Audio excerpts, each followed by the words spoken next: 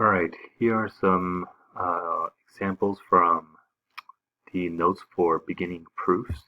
Um, I would suggest that you watch this video after going through the notes for 2.2, 2.3, and 2.4 because just some of the terminology is going to be from those sections. All right, and so in this first semester, we're going to look at, especially in chapter 4, you're going to look at what's called this two-column proof.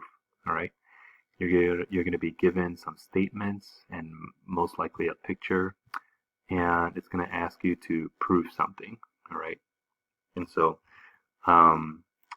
the previous lessons of 2.2, 2.3, and 2.4 are important because you're learning how to deduce, right? You're learning how to logically think through some of these problems, okay?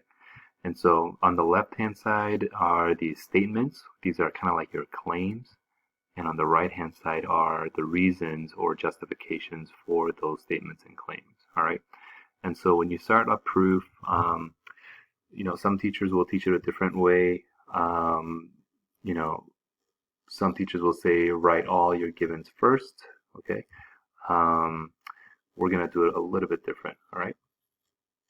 So I'm going to write my first given, right? Segment AB is perpendicular to BC, and the reason for that statement is simply just that it's given, all right? So that's it, okay? So, all right, so from that first statement, from that first claim, right, what can you conclude from that statement? Right, well, you can conclude that if AB is perpendicular to BC, then that must mean that B is a right angle, right? And if you listen carefully to what I said, I used language as a conditional statement, right? An if-then statement, which you learned in one of the sections from this morning, right? If AB is perpendicular to BC, then B is a right angle, right? So I'm going to state here that angle B is a right angle. And when we do these statements, when we write these out, it's okay if you use these abbreviated words and symbols, all right? So angle B is a right angle. And the reason for that is here, right? If two lines are perpendicular, right, then they form a right angle. Okay, so that's the reason. Okay. Then we also have the other given statement, right? So we have to write that out. And so here's my other given, right? DC is perpendicular to BC, and the reason is that, again, it's given, right? Okay. And one thing I want to mention is when you're doing these proofs, you're going to have to use all of the givens. Okay, everything's going to be necessary. I would also advise that from your givens and whatever you conclude, right, like in step 2, right, we concluded that angle B is a right angle. As you make those claims, right, it might be helpful if you signify that on the diagram, all right? So we know that here this is a right angle, and we're also going to conclude that in step 4, right, based off of step 3, that angle C is a right angle. Right? Angle C is a right angle, okay? And the reason for number 4 is the same reason as number 2. So instead of writing all of that out, it is okay if you write same as step 2, right? And so that's okay. So then, that's it, right? We can now say that angle B is congruent to angle C because they're both right angles. Okay, so here it is, right here, right?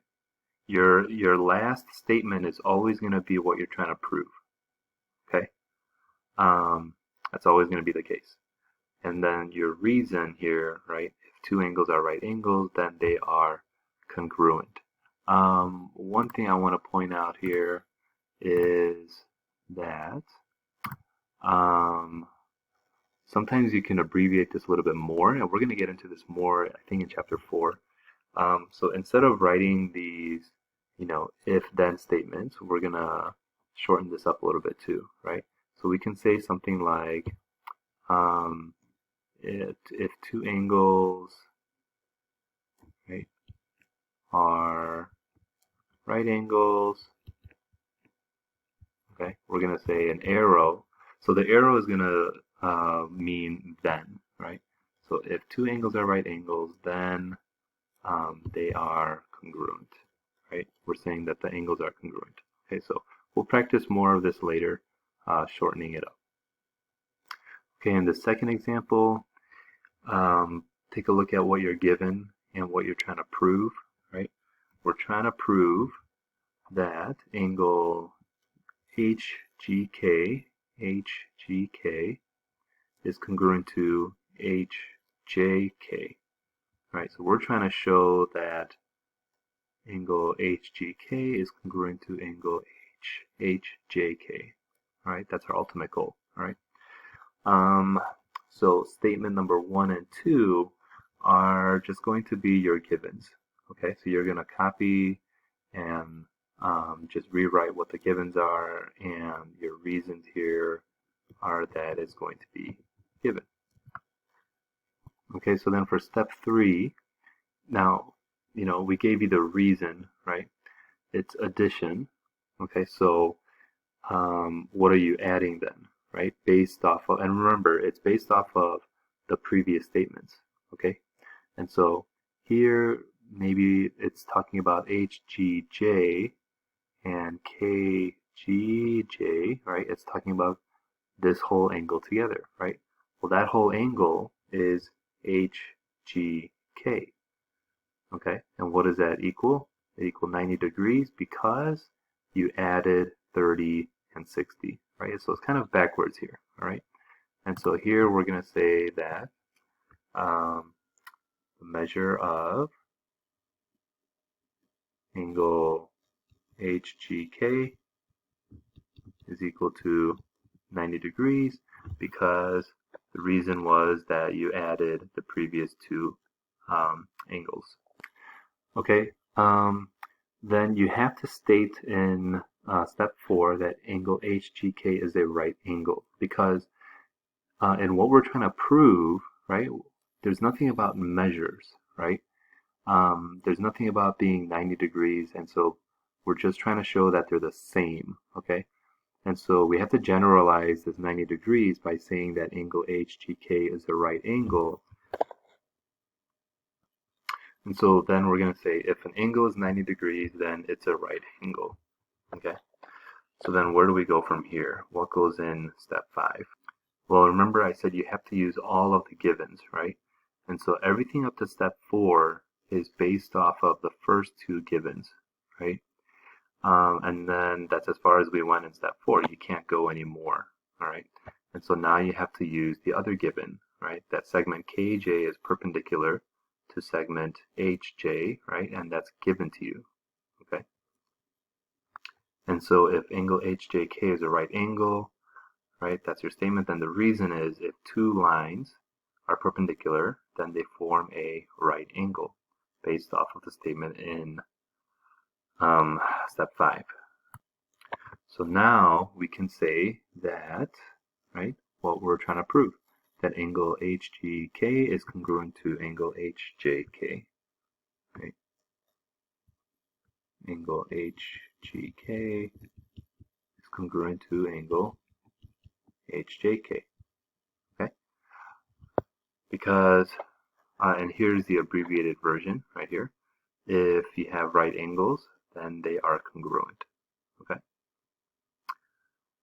All right, so that's an introduction to writing these proofs. We're going to practice with the homework assignment. I will post the solutions and maybe some video solutions as well. And we're going to practice this a lot, especially in chapter 4.